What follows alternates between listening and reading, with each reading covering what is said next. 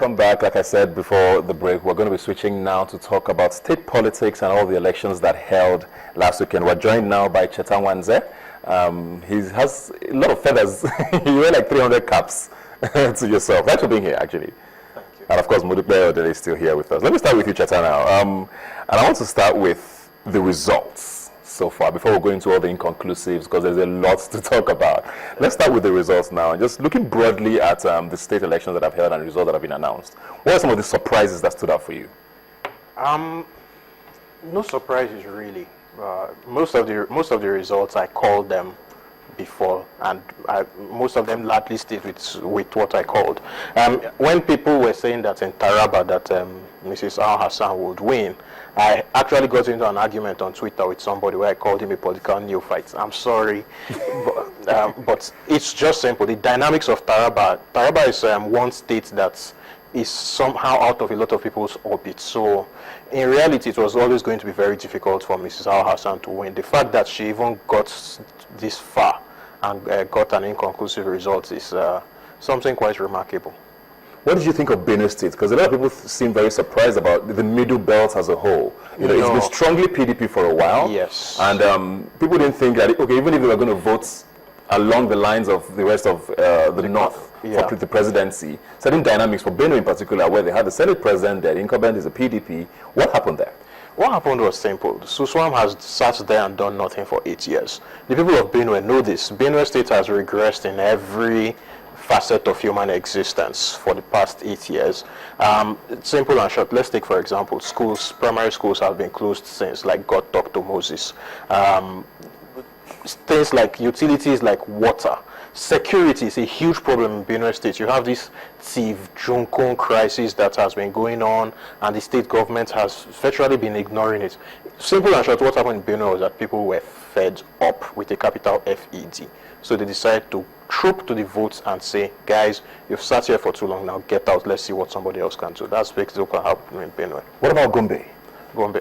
No, Gombe was not surprising. I mean, let's put it like this. Dan Kwambo has done a decent enough job, so you would expect that people would allow him to continue. Was it the only governor in the North who's done a decent enough job? He's one of the best, and I think on this show I have told you before that, he's somebody that is very, very, very understated.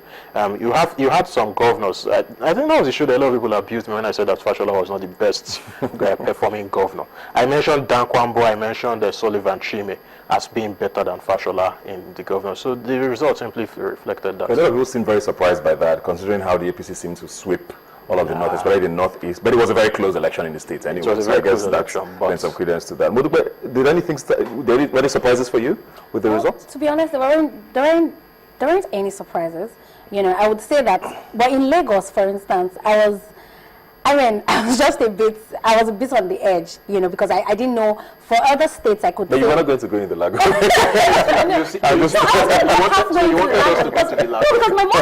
my mom is from Anambra, so I was going to go halfway into the Lagos. I guess I was really confused. Or if I had to stay at the toll gate, I wasn't sure where exactly I had to. Okay, let's not do it that much. You know, but yes. So, you know, I was a bit, I didn't exactly know what was going to happen. But for me, the most important governorship election for me was Taraba, because basically not only did you have Aisha there, you also, it's the fact that, not just because she's a woman, but because of the fact that you had a woman that had a strong portfolio, that had a portfolio strong enough for people to say, you know what, she can actually be governor. You know, for me that was a big deal, and I was really looking forward to to see exactly what was going to happen in Taraba. But then again, there was this issue of PDP having won the presidential election in the state. It was very close, but you know, I was just not sure exactly how it was going to play out. Yeah. And then this happened, and I'm like, okay, you know, so I'm still waiting, you know, I'm hopeful. Yes, sir. I know you guys are itching to talk about Taraba, but we're still going to wait about Taraba. I want to come back to you now. Let's talk about when the new PDP happened. Remember when they were going to align with the APC and all of that? The two leading governors actually for the new PDP eventually didn't move to the APC. That was the governor of Niger State and Jigawa. Yeah. And it looks like they played their cards wrong. All of a sudden, when all the results came out and the APC swept both states. Yeah, let's start with Niger. The two governorship candidates in Niger were Umar Nasco and Sani Bello's son. Yeah. Basically, Niger had a very interesting election because it was about the fathers of the two main candidates, Garanasko and Sani Bello. However, when you look at the person who eventually became governor-elect, the son of Sani Bello, he is far more competent. He has a far more impressive CV. And given that Niger State, there has been that undercurrent in Niger State for a long time that we could do better. We could do better. And that undercurrent showed even in the Senate election where the current governor, Babangida Aliyu, ran against, his name keeps skipping me, Dawood Umar. Yeah, lost. A Christian. Now, and I think the most exciting thing that emerged for me in these elections, two things. Number one, the fact that at the federal level an incumbent lost, and then the fact that slowly we are beginning to see a Nigeria emerge where people are looking at competencies, not just where you are from or what God you serve. That's very important. It's going to slowly creep out to other parts of the country, but it's there already. And that showed very clearly in Niger State. You take Umar Nasko's CV, and he's essentially been a government civil service chap all his life who has served in committees that have not achieved much. While Ibrahim Sani Bello, on the other hand, actually resigned from Babangida Aliyu's administration because he felt that something was not being done at the time he resigned. Those little things matter. Yeah. Now, what was the other one? Jigawa. Jigawa was basically that you had that again. The current governor has sat there, has done quite some stuff. Yeah, people say he's done very well. Yeah, he's done quite some stuff. But he had this really nasty thing that was following him around. His son or his kids, who were more or less living above the law within the states, and that's essentially ticked off a lot of people. So those little things, those are dynamics that really matter depending on the culture there.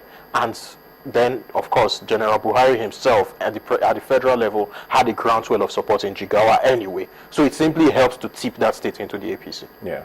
But let's talk about some of they've called them superstar governors now who have been voted in. We have Tambowal in Sokoto. Yeah. We have El Rufai in Kaduna. We have Masari, former speaker as well, in Katsina. These are people who have this larger-than-life image and are now state governors.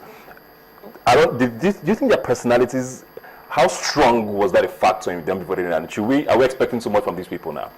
Well, in terms of expectations, someone like El Rufai, for instance, has been tried and tested. So basically, yes, the expectations for El Rufai, is really high. But we cannot separate their personalities from the bandwagon effects that, they had in their states. So basically, it's a matter of, now we're picking our governors based on competence or based on what we believe is competence, and we believe that they would be able to, do certain things for us. So yes, I'm really excited. For instance, I'm very excited about Kaduna because, someone asked me and said, why are you excited about Kaduna? I said, I don't know. I think it's just because El Rufai is governor. I really want to see what he would do with Kaduna State. So I guess that's the, that's the same thing for the other governors. Yes, exactly. So it's a matter of, we've seen these people who respect you, and then we want you to come and transform our state or at least impact our state. So yeah, it's really exciting. Yeah. You want to say something? Yeah, can we start with the fact that El Rufai probably demolished the whole of Kaduna? Yeah, and then I think the best thing the best thing that will come out of it, had a plan,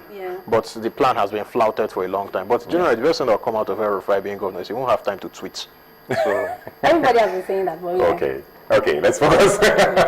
Let's talk about a state now that has a governor. It's not inconclusive, but it's still controversial. It's River State. And I know you were in River State during the elections. You tweeted a lot from River State. You gave us some pictures. A few disturbing scenarios you also painted as well. What really happened in River State from your point of view? They didn't have an election, simple. I agree. Really? Why did you say that? They've not had an election since 1999. How so? Well, basically, River State, it's tragic, I think. The state is run by thuggery, the proliferation of arms. By the way, publicly, once again, I'm going to say that my stand, before I used to say Nia Yegbe, that's give us guns. That's in Nigeria, since our security system is all messed up, that the average Nigerian should be allowed to have his own. No, River State is what Nigeria will become if everybody has access to a gun. Basically, what I saw there, I saw a lot of situations where in places there was a lot of intimidation. Intimidation was widespread. Was it from one party or from both sides? Well, one party is by far dominant. The PDP is by far dominant in Rivers State. There is no, the honest truth is, if the elections are free and fair, if they are held 20 times, 100 times, PDP will still win. It's just that the margins may be much closer. That result that was published, the 1 point something million to 120,000, simply doesn't exist. That's just the fact. So I don't see why they needed to go that far